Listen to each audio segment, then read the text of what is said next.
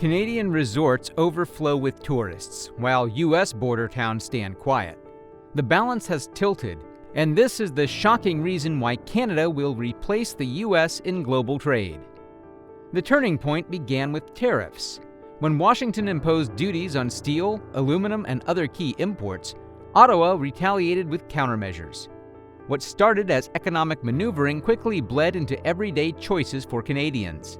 Goods became more expensive, cross-border shopping less appealing, and the political rhetoric created an air of hostility. For decades, Canadians comfortably traveled south, spending billions in U.S. malls, resorts, and theme parks. Suddenly, the idea of supporting a country that penalized their industries felt less appealing. Families who once saw Florida vacations as routine began questioning whether their money should remain at home. Analysts noted a subtle shift. Frustration with trade policies translated into reconsidering travel decisions. The friction wasn't just about steel, it was about respect, reciprocity, and trust between neighbors. And as political tensions deepened, tourism emerged as one of the most immediate visible casualties. Canadians weren't just avoiding U.S. goods, many were preparing to avoid U.S. destinations altogether. Behind these personal choices lies a staggering economic truth. Every year, Canadians spend close to $20 billion traveling in the United States. That money flows into hotels, restaurants, retail stores, theme parks, and countless local businesses. Now, with trade disputes souring public sentiment, a significant portion of that spending is at risk of staying home. According to estimates, Canada could see an $8.8 billion boost to its own tourism sector if travelers redirect their dollars domestically. That means fuller ski resorts in Alberta, busier summer festivals in Montreal, and stronger bookings in Vancouver's hotels. What was once dependable revenue for border states like Michigan or Florida could instead fuel growth in Canadian attractions. This isn't just a reshuffling of vacation plans, it's a transfer of wealth on a national scale. Each decision by a Canadian family to choose Banff over Disney or Quebec over New York quietly shifts billions across borders. The numbers make it clear.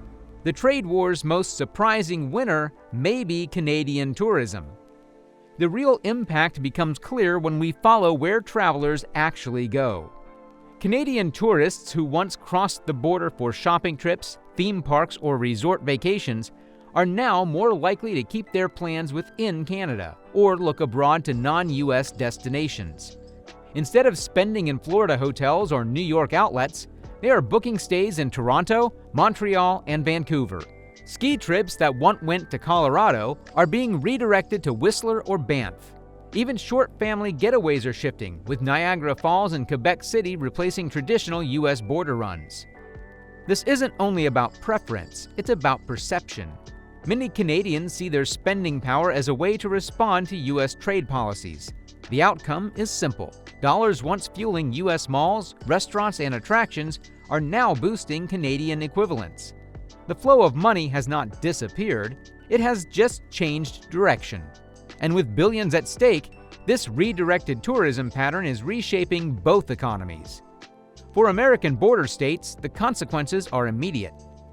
Canadian visitors are a cornerstone of local economies in states like New York, Florida, and Michigan. When those visitors cut back, the losses are measurable. Hotels that once filled with cross-border families see empty rooms. Restaurants near shopping outlets notice fewer tables turning. Retail stores, particularly in outlet malls and border towns, report declining sales. In Florida, where Canadian tourists make up one of the largest international visitor groups, the slowdown directly threatens jobs tied to hospitality and seasonal services. The ripple effect spreads quickly. Fewer bookings mean reduced staffing, less overtime, and in some cases, layoffs. For local governments, lower tourism revenues translates into smaller tax collections, pressuring budgets already stretched thin. Economists warn that even a moderate shift in Canadian travel patterns can cost U.S. communities billions in lost revenue. What began as tariffs on steel and aluminum now weighs heavily on hotels, restaurants, and workers in America's most tourism-dependent regions. While U.S. destinations feel the loss, Canada's tourism sector sees growth. Ontario, British Columbia, and Quebec are positioned to benefit the most. Ontario gains from cross-border shoppers choosing Toronto malls or Niagara Falls over New York outlets. British Columbia draws travelers who might otherwise have gone to Pacific U.S. states, with Whistler and Vancouver hotels reporting stronger demand. Quebec sees boosts from cultural tourism, festivals, and historic city attractions. The ripple effect is broad. Airlines sell more domestic tickets as travelers fly within Canada rather than south. Restaurants in major cities see higher foot traffic. Hotels, both luxury and budget, experience stronger bookings year-round. Even local attractions, from ski resorts to national parks, feel this shift as more Canadians vacation at home. This redirected spending is more than a temporary bump. Analysts suggest it builds resilience in Canadians' tourism infrastructure, strengthens local employment, and reinforces the perception that supporting domestic industries is a direct response to U.S. trade actions. Canada's growing role in trade also creates a direct backdrop for tourism gains. While disputes with the U.S. have reshaped cross-border travel, Canada has actively built stronger trade ties with the European Union and Asia. Agreements like CETA with the EU and CPTPP with Pacific nations positions Canada as a stable, predictable partner.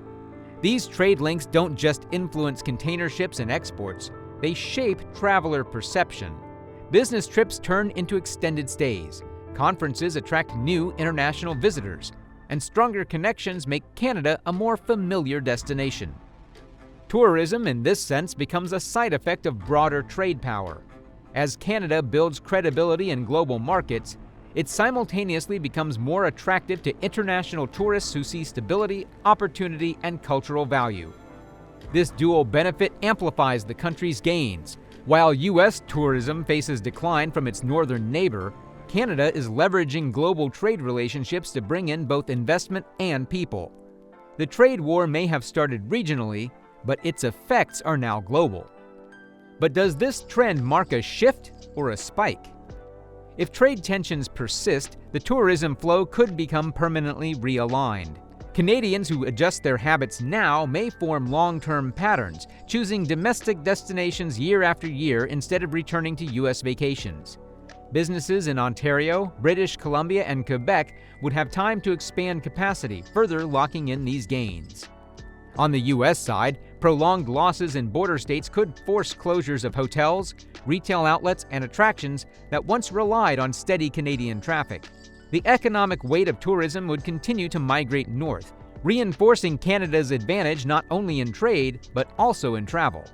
If relations improve, some spending may return south, but not all. Shifts in consumer confidence often outlast the disputes that trigger them. The central question remains: is Canada's tourism surge a temporary reaction, or the start of a permanent repositioning in the new global trade order?